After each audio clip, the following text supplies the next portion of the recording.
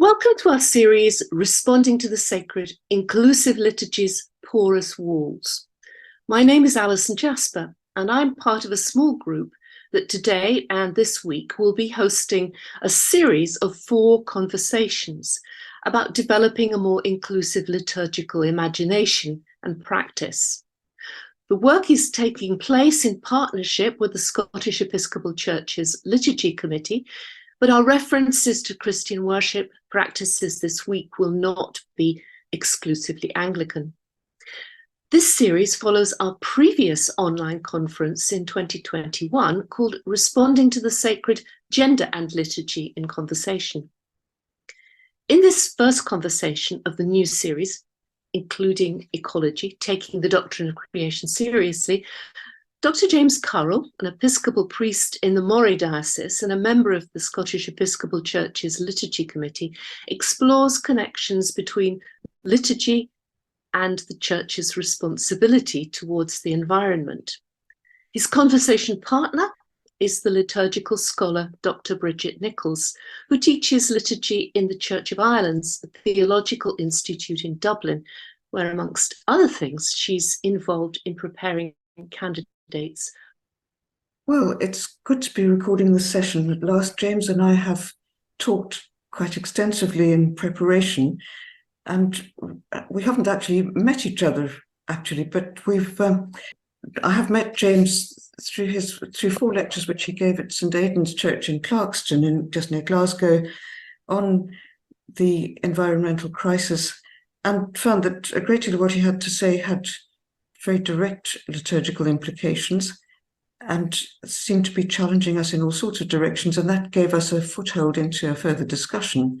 So James, perhaps you'd like to set us off on the rather cyclical path that we found ourselves taking.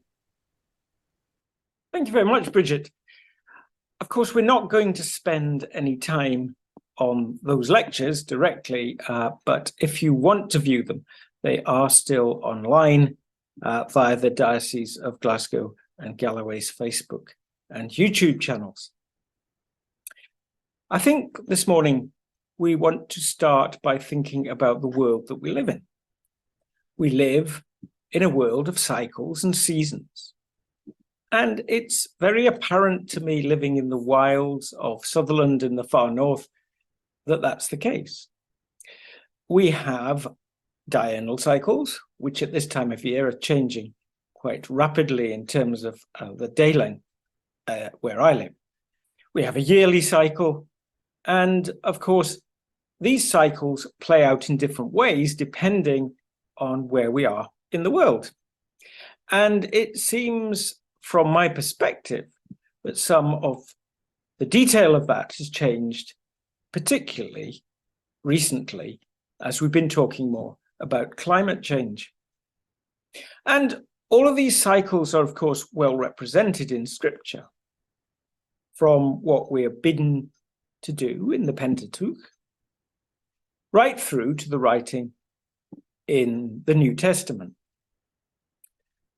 Now, in recent years, I think there's been something of a disconnect in our lives, in that although there's a theoretical seasonality in the availability of foodstuffs and the like, the food distribution system, particularly in the Western world, has sought to reduce or even obliterate that seasonality. And there is, if you go down to your local supermarket, an expectation that most foods will be available at any time of year. And this, of course, has negative consequences for those parts of the world that we expect to supply those all year round wants, rather than attending to the needs of their populations. In our various discussions, we have talked about cycles, both in liturgy, with seasons and the cycles of the church year, the lectionary, of course, and Christ's life, which we rehearse, if you like, every year. In our recent discussion, we talked about it, particularly in relation to food availability and the expectations of shoppers in supermarkets and diners in restaurants and so on. And ironically, it has taken a global pandemic and a war on the borders of Europe to alert us to exactly how fragile this always available food supply system actually is. The weather in Southern Europe this year has also served to underline this. Now, as I said, I live in a rural environment, but that hasn't always been the case. And in preparing for this session, I have been reflecting on seasonality and the differences in that regard between rural and urban life. Seasonality is, I think, an immutable fact of creation and a reflection of God's creating all things new. And expecting that it's even possible to live in denial of this is turning away from God. So, sin, in the technical sense, it is an instance of, I think, a broader conceit of modern humanity. But I suspect it's always been the case that such limitations imposed by creation can be overcome. Because as humanity, we are so clever. And we can defy the laws of creation and fashion it as we would have it be, and not just in relation to seasonality, but in building in places liable to flood and earthquake and so forth, without showing adequate understanding of the reality and then wondering why there's so much suffering caused by natural disasters. I suppose a recent example of the conceit of humanity is the loss of the submersible that was going down to the Titanic, which not only wrestled with the physics of the world, but defied also what previous explorers had learned about how to minimize the risk of disaster in that very inhospitable environment at depth in the ocean. So, in thinking about these things, I've started to come to the view, or perhaps a realization, that maybe it's this which is the element of the human condition that we know of as original sin. And that the writers of the early chapters of Genesis were trying to capture in their accounts of the creation and of the fall.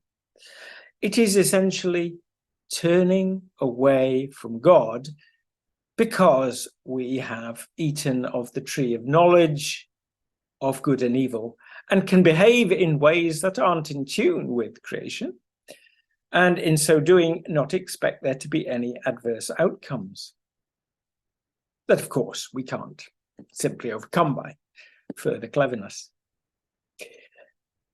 Climate change and other forms of environmental change are just such adverse outcomes. But so are more relational aspects of our behavior, such as the injustices that are perpetrated against those who have little or no culpability in sin, in the sins of overconsumption and wastefulness in the developed world, and live largely in tune with the created world. Not least those who are forced by circumstances to provide us with our year-round unseasonal food supply. So, in responding to the sacred, we need to rely on a greater humility in the midst of the creation of which we are part, working in tune with it, rather than always seeking to rise above it, as though we weren't part of it. And this is a redefinition, if you like, of our warped ideas about the relationship between God, creation, and humanity. As the Orthodox theologian Elizabeth Theocritoff has written, the fundamental distinction is not between humanity and nature, or matter and spirit, but between creator and creation. Creation is thus not something we care for, it is what we are. Everything that is not God is united in the fragility of its origins out of nothing. Now, let's turn to the topic of salvation. Salvation is a word that crops up quite a lot in Christian theology and discourse. But what exactly do we mean by that term, and how does it affect us? I think that salvation occurs on three interacting levels: individual, community or collective, and cosmic. And of course, Christ's teaching addresses all three, although I think that the third is probably more implicit in the Gospels. In his writings, Paul clearly addresses all three and is sometimes quite explicit on the cosmic level. See, for instance, Romans 8, with creation groaning in the birth pangs and all of that. In some parts of the church, there seems to me to be an excessive individualism in relation to salvation, but that is perhaps something to be discussed on another occasion. I would suggest that we need individual salvation to overcome the sin of our natural human urges and inclinations, which draw us away from the realities of the creation of God and towards the creation of humanity. And of course, all humanity's conceits. And much of that is, I feel, relational with regard to both other members of the human race, but also other creatures and elements of creation. Much of Christ's teaching concerns moving away from narrow self-interest, and indeed his passion and death, resurrection and ascension are vivid demonstrations of this. We need collective salvation for much the same reasons, but the relational element extends to other communities, tribes, races, and again away from narrow community self-interest on a trajectory that leads to the flourishing of all. Our collective sinning is likely to lead to huge amounts of community migration, as those in parts of the world affected by the, if you like, creation of humanity seek the promised land, flowing, of course, with milk and honey, in the parts of the world that have caused many of the problems and are now sitting on vastly disproportionate amounts of the resources of God's creation. So, eat your heart out, Home Secretary Canute. You're not going to be able to push the boats back forever. The result of not finding salvation might well be that we will all literally burn in hell. The rest of creation will continue, but many of the plants and animals that we know and love, and the cycles and seasons that have sustained our ancestors, will simply pass away. In creation, many plants and animals create conditions that are unsuitable for their continuing existence. I was once an ecologist, and ecologists refer to this as succession, because there is a succession of communities, from pioneer communities that colonize bare or inhospitable environments through various stages to a mature and relatively stable community, like a beech woodland, for instance. And such is the fate of fallen humanity, that it seems to me to be hell-bent on creating conditions that will make its survival more and more difficult. But isn't that what salvation is? the way to break out of this trajectory and defeat our base instincts. And that, of course, requires a returning to God. And although theology in the Western Church has separated humanity from the rest of creation, the Eastern Orthodox churches have maintained a long tradition of theological reflection on creation, with a strong sense of humanity as being part of creation, sharing in creation's praise of God.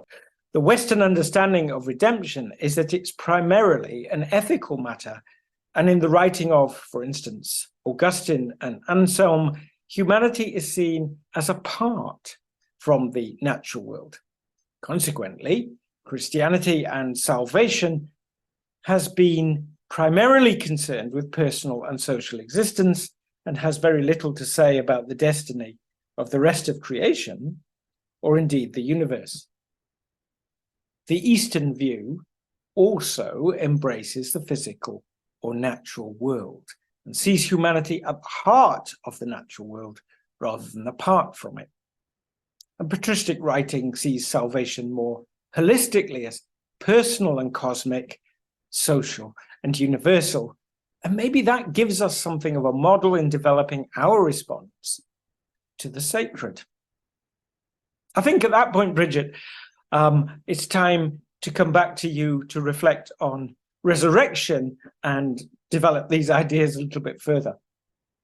Yes, and perhaps I should say that we're actually recording on the Feast of the Dormition or the Assumption of Mary, whichever you choose to take it as being. But I find this fascinating, really, because a lot has been made recently of Mary's bodily entry into heaven. Why is this important? It's a deeply incarnational focus of attention that goes hand in hand with a renewed appreciation of Mary, not as a passive figure, but as an active agent whose role in God's entry into the world in human flesh begins with a conscious and risk-taking decision. The honouring of human flesh, which has been centrally part of God's work of salvation, has been rightly part of both Eastern and Western traditions. One of the regular assertions that Christians make in their liturgies is confidence in the resurrection of the body. Now, apart from generally agreeing that we don't expect to find ourselves entering the part of life that lies beyond death in the bodies we currently occupy and recognise, where do we take it from there? And it was a sort of revelation for me to hear the late Anne Lodes explaining to an interviewer in a video produced not long before her death how she understood this. She recalled watching a magnificent sunset and thinking, I could be part of that. Not old bones and feet, it doesn't have to be me. I could be part of something, she used a wonderful word, she said, I could be part of something much more enticing. So resurrection might not only be part of the mystery of salvation, but also perhaps in some radical way bound up in creation itself, a constant making and remaking of something new and beautiful. And to trace this line a little bit further, I went to Margaret Daly-Denton's rather remarkable conversation with the Fourth Gospel, which she prefers not to think of as a commentary, despite the series title, The Earth Bible Commentary on John, which she subtitled Supposing Him to be the Gardener, which becomes obvious later on during the discussion. And what I really wanted to do was to remind myself of her discussion with the episode in John chapter 5, in which Jesus heals the paralyzed man at the pool of Bethzatha when there's no one to push him into the miracle-working water. And this is what she says. The Bethzatha scene develops the theme of Jesus' work further in his riposte to the accusation of infringement of Sabbath rest. My Father is still working, and I also am at work. Behind this, she says, is the Israelite view of creation, not as a once-off event, but as an ongoing divine activity, a continually overflowing fountain of life, a holding of everything in cherished being. Creation is a performance art. God makes all things and keeps them in existence from moment to moment, not like a sculptor who makes a statue and leaves it alone, but like a singer who keeps her song in existence at all times. And she borrows another quotation, this time from the detective writer, the thriller writer, John le Carré. She describes God as the constant gardener. And then she goes on to point out that in the biblical creation narrative, the Sabbath has no night. God goes on creating until the new heavens and the new earth have been created. And James, I think you found interesting ways to develop this question of, is this a continuing revelation? Is creation a static thing, or does it go on growing? And I enjoyed your discussion when we continued talking. Okay, thank you. It seems to me that one of the issues about how we understand creation is that sometimes in church, we seem to see creation as something that happened. It's as though God did creation, then rested a while, and that was that.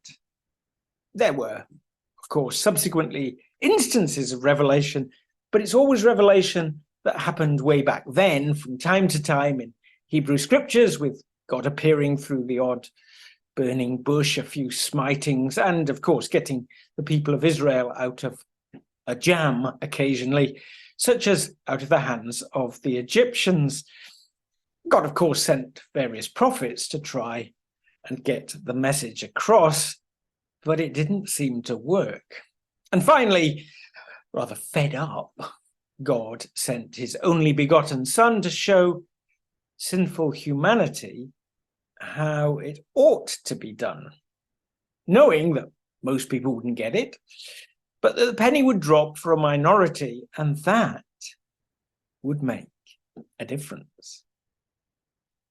And Christ's ministry was all written up and added to by revelation of the Apostle Paul and to John the Divine, and then that's it. The book shuts. There's nothing further to be said except continuous praise and thanksgiving to God. Now, for me, as you've probably figured, that just doesn't work. God may have rested on the Sabbath, part of that cyclical thing, of course, along with Jubilee and the ways and means specified in Leviticus. But come Monday morning, God was back in the office, continuing the work of creation as part of God's continuing revelation. God's revelation occurs not only in what was created, but also in the mechanisms and ways of creation, in its development, in its evolution, but also in the lives of individuals, communities, and cosmically. And the evidence and revelation of this is all around us, if we only have eyes to see and ears to hear. But sometimes it's revealed in living parables so that many neither see it nor hear it. They neither see nor hear what is all around them. If they only stopped to look and to listen. Now, if one believes, as I do, that God's continuing revelation is a part of who or what God is, then it follows, as night follows day, that creation must be continuing, because that's a fundamental part of the nature of God's revelation. I find it awesome how God's creation can adapt and change no matter what happens. Spoil heaps, poisoned ground, polluted air, contaminated seas and waterways. Creation has considerable inbuilt ability to bring forth organisms and communities that can colonize and ameliorate. However, it's not always at a time scale that is helpful to humanity. And that is particularly relevant in these days of climate crisis. What difference would a fully dynamic understanding of creation make to our liturgical practice and creativity? And does it improve the quality of the encounter with science, which takes for granted that the earth and the cosmos are in a constant state of change, along with the creatures they host? I think perhaps at that point, Bridget, it's time for me to hand back to you to explore forms of expression. We talked in an earlier conversation about lament and whether it has become a very timely and appropriate vehicle to express loss and human culpability and loss of environmental resources and extraordinary places of beauty and evidence, I suppose, of the imagination of God, you might even call it. We talked also about the importance of precision in language, steering away from sentimentality and towards specificity. And James raised fairly recently published material from the Church of England, a book called A Time for Creation, showing that the words of lament are found there largely in the utterances of the Psalms and the prophets, and only then are they drawn into dialogue with the contemporary realities of freak weather events and polluted oceans and waterways. I think they work because they resist abstractions and theological headline terms, which often take the urgency out of the language. I'm going to give you a couple of examples of some prayers from a larger set of creation care prayers from the Church of England, which illustrates some of the different ways in which language seems to operate and gain impact or not. The first is really just a list of deadly sins. One voice prays for forgiveness for climate sin. Climate change is prompted by our sinfulness, our greed, gluttony, and lust for more, our pride and arrogance, our anger, envy, and vanity, our dishonesty and maliciousness, our indifference and laziness. These things are not insignificant, but they do seem very abstract, given in that particular kind of listing. A second prayer refers to consumerism and excessive materialism, to an economy that demands insatiability, to our crude desires, to our human aspirations. And there again, it's quite a lofty naming of everything that's wrong with our behavior patterns, and undoubtedly everything which is named there is perfectly true. But again, it somehow doesn't have great and direct impact. You wonder whether people who hear this in church take it home and meditate on it in a way that might be different and more direct from the way they might deal with an article in The Observer or The Economist or whatever they might have read that day. On the other hand, there are ways of speaking into the urgencies that confront us in interesting ways, which I think have their own kind of poetic validity as well. Here's one: forgive us, Lord, for our thoughtless wasting, for heat blasting in open doorways, for lights burning in empty rooms, for homes basking in t-shirt warmth. Forgive our thoughtless wasting for leaving windows drafty, for lagging left undone, for lofts uninsulated. Forgive our thoughtless wasting for cars that guzzle petrol, for driving little journeys, for cheaper fares on planes. Forgive us thoughtless wasting. God grant us clear thinking, right action, and a gentle lifestyle. Our worship language and the ideas that it contains, spoken and embodied and implied, needs to engage with the reality of the world, with our communities, and the way we live our individual lives. James, I think you have further thoughts on this as to the walk-talk divergence, whether you'd like to develop those now. Well, just briefly, I started talking about this in quite other contexts years and years ago, the walk-talk divergence, what people say and what they do. And I think that when we're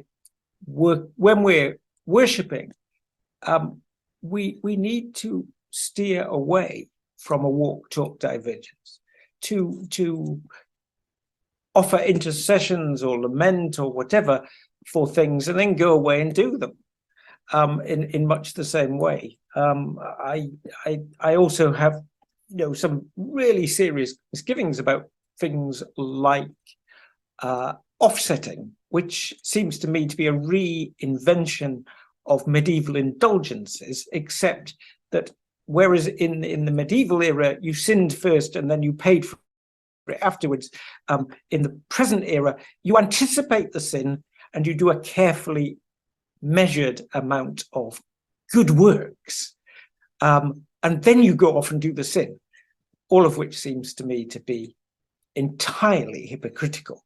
So I think that's probably enough for me on that. I mentioned lament a little bit earlier, and surely if we're going to talk about creation that goes on, then our distress at the wrong kinds of interventions in that process very rightly expresses itself in lament. Is there a problem about partnering lament with hope, or perhaps to put it in a slightly different way, do we sometimes leap too quickly towards hope? I think there is that tendency in liturgy, almost sometimes as though things will be all right, and prayers in any case have to finish in some way or another. So unless they're like Psalm 88, which never really gets to some point of resolution beyond despair, they finish and they tend towards an upward trajectory. Eschatological hope, I think, is a little bit tougher than this. Now, the last time that James and I talked, I noticed the artwork, which you'll see just behind him. And he explained to me that it's by an artist called Alison Watt and is to be found in the Memorial Chapel of Old St. Paul's in Edinburgh. That it's entitled Still. And the artist describes visiting Old St. Paul's with Bishop Richard Holloway, being overcome by the sense of loss as she read the names of servicemen who'd lost their lives in war and looked at the shredded standards. From the moment I entered the Memorial Chapel at Old St. Paul's, she says, I wanted to make work to describe my feeling of overwhelming sadness. One wall is lined with the names of all those who died in the Great War from the parish, so many. I found it impossible to look at those names and not think of who they were and what their lives might have been. And a magnificent painting came into my mind, St. Serapion by Zurbaran. The painting was originally conceived for a monastery in Seville, for a room where monks were laid before burial. Now, Serapion belonged to an order that was founded in the very early 13th century called the Mercedarians, which lived according to the rule of St. Augustine. And he devoted himself to the ransoming of slaves and captives, I suppose perhaps a number of them captured on their way back from the Crusades. And his legend seems to diverge in two directions. One version of it says that he was captured by Scottish pirates who killed him, and in a rather gruesome way. The killing doesn't seem to deviate in the two different accounts. He was crucified on a cross similar to a St. Andrew's cross, disemboweled, and his neck was partially severed. Another legend has him finding his way to Algeria to ransom some captives, and because the ransom money was too slow in coming, the captors killed him instead, but by a similar method. Now, the artist chose not to portray the explicit details of his martyrdom. She comments that Zurbaran showed his body draped in white robes, each wrist bound with rope as his head falls to one side. His beautiful figure. Each fold is pared down to the simple elements of light and shade. But Zurbaran elevates the humble fabric of the robe to a divine level. And she was captivated by how the ordinary can be transformed and become extraordinary, the mysterious transformation of an object into an idea. The 4 square panels she produced essentially depict folds of white cloth, light and shadow playing over them. The 4 panels are themselves arranged in a larger square, with a small gap between them, the joins forming a cross. As you look at the work, you see a single 12-foot square panel, but sometimes you also see a cross superimposed on it. It's hard not to think of a shroud, yet the folds receding into each other also seem to promise that something new and life-giving might be concealed inside them. Complete calm and stillness, as the work's title suggests, nevertheless seem to be able to point to movement and development. James, you've meditated on this work much more and in direct contact with it. Would you like to carry on? Yes, I find it a very moving way of responding to the huge scale of death in the First World War. which has transformed the Memorial Chapel of Old St. Paul's from being a rather dreary monument of grey stone into something really beautiful. And the background that I have behind me at the moment is interesting because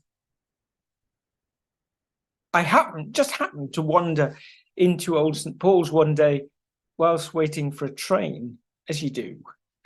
And the sun was shining through the window, through the tracery, onto the names on the wall. And it was just so beautiful and so moving. And in the reading from 1 Kings that we had on Sunday, we had the words, the sound of sheer silence. And that is very much how it spoke to me.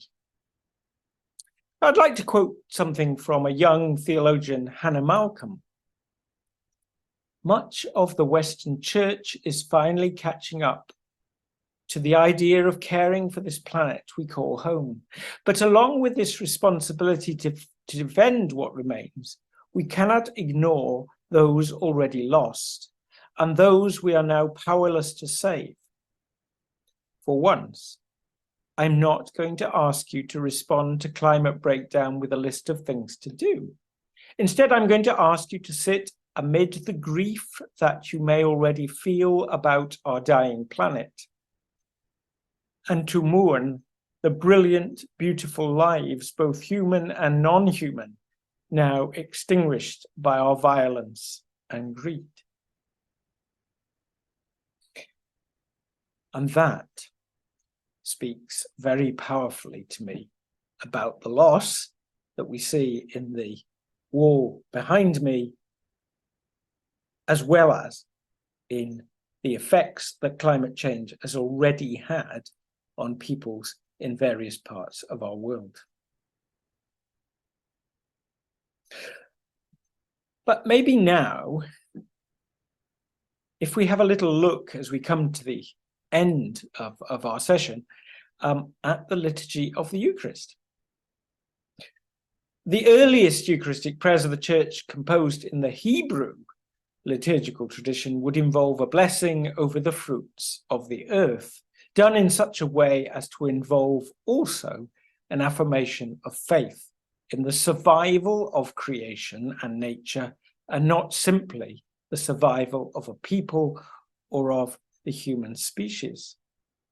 Thus, the world would be conceived as good and beautiful and occupy a central place in the human consciousness, but its beauty and permanency would constantly depend on referring back to an entity that is not created, that is, the Creator. The ancient liturgies, especially in the East, involve a sanctification of matter and of time, everything being aimed at involving the praying individual in an event of communion with the other members of the worshipping community and with the material context of the liturgy. Apart from the bread and the wine themselves, the ancient liturgies tried to involve all of the senses in the liturgical event: the eyes through the icons and vestments, the ears through hymns and psalmody, the nose through the smell of incense, and so on. And in addition, there were prayers for seasonable weather, the abundance of the fruit of the earth, etc., placing the liturgy right in the middle of creation. And in addition, the ancient liturgies seemed to be centered not solely on the consecration of the elements or anamnesis of the cross of Christ, but on the lifting up of the gifts of bread and wine to the Creator, not only for themselves, but as representative of all of the gifts of God, for which we should give thanks continually. The ancient Eucharistic liturgies began their Eucharistic prayer with thanksgiving for creation, and only afterwards for redemption through Christ. The Orthodox theologian, the late John Zizioulis, said the priestly aspect of the Eucharist, and this is worth underlining, did not consist in the notion of sacrifice as it came to be understood in the Middle Ages, but in that of offering back to God God's own creation. It's a great pity indeed that sacrificial notions came to occupy the meaning of priesthood for centuries. It is a pity not so much because that gave rise to endless controversy between Roman Catholics and Protestants, preventing them from reaching a common mind on the Eucharist even today, but mainly because it's meant the loss of the dimension of creation from the notion of priesthood. So maybe, Bridget, I can hand back to you for some last thoughts. I was thinking while you were talking, James, about what you said a little bit earlier about the dimensionality of salvation, how it involves both individuals and communities, and finally has a cosmic dimension. And all of that seemed to be finding its way back into your discussion of the Eucharistic liturgies, and especially the Eastern ones. And perhaps that's been one of the great treasures of recent liturgical revision in the Western churches, that they have become much more attentive to the remarkable activities of creation, to the gifts of salvation, and to a much more perhaps inventive and imaginative narrative about how all of these gifts come to us. I was present at a conference just recently on the subject of liturgy and ecumenism. Now, the conference worship all took place in a Pugin-esque chapel, great monumental proportions. But at the last minute, we'd remembered to get a flower arranger in, and one has the worst expectations of what church flowers might end up looking like. But this man had engaged extraordinarily deeply with the chosen readings for our opening liturgy, which were Genesis, the creation of the water creatures and the birds, and John 21, which tells the story of the miraculous draught of fishes. And what he had done was to produce a very striking kind of trellis arrangement with tall, dramatic purpley and blue flowers emerging from the top of it. And underneath it, he'd created a net with rather beautiful plastic tropical fish embedded in it all over the place. It was absolutely startling and aesthetically so unusual against the neo-Gothic splendor of the chapel we were worshipping in. And yet it said all it needed to say. And I think the fact that people were stopping before it almost as if it was a kind of iconostasis and looking at it and photographing it expressed enough of what he had managed to achieve, which in a way was to engage with words and then to take words somewhere else. And if the liturgy can do that, then it might be achieving what a French liturgist, whose work I admire enormously, he's been a parish priest all his life and yet continued to produce marvelous scholarship out of that experience, Louis-Marie Chauvet. But he speaks of the need for us to find in our tradition, in our resources, a new, what he calls an exacting creativity. So this is not a random thing. It's very self-critical. It's very aware. And I think that florist had somehow responded to the liturgy with an exacting creativity and responded to the natural world. It seems to me an illustration of how we might be responding liturgically, aesthetically, to the concerns that most deeply trouble us and dwell on our consciences, but also allow us to celebrate the beauty of the world that we inhabit. I've very much enjoyed having this discussion with you. I'm sure that we could take it further for almost an indefinite length of time, but today isn't the occasion. Thank you very much, Bridget. Yes, I've enjoyed it also, and you've kind of started on a whole new thread about the fabric around us when we worship, and I suspect it may not be the case everywhere, but I sometimes take services outside, and so the fabric is the natural environment. Well, semi-natural, I think it would be fair to say, as opposed to elements of the natural environment brought inside. So whenever I look at the the pews and the stonework, these are parts of the natural environment. Well, at least the pews were when they were standing upright as opposed to horizontal. And I think there's a lot really to engage with as we seek to be more humble in our relationship with God and creation. So thank you very much for a really interesting discussion.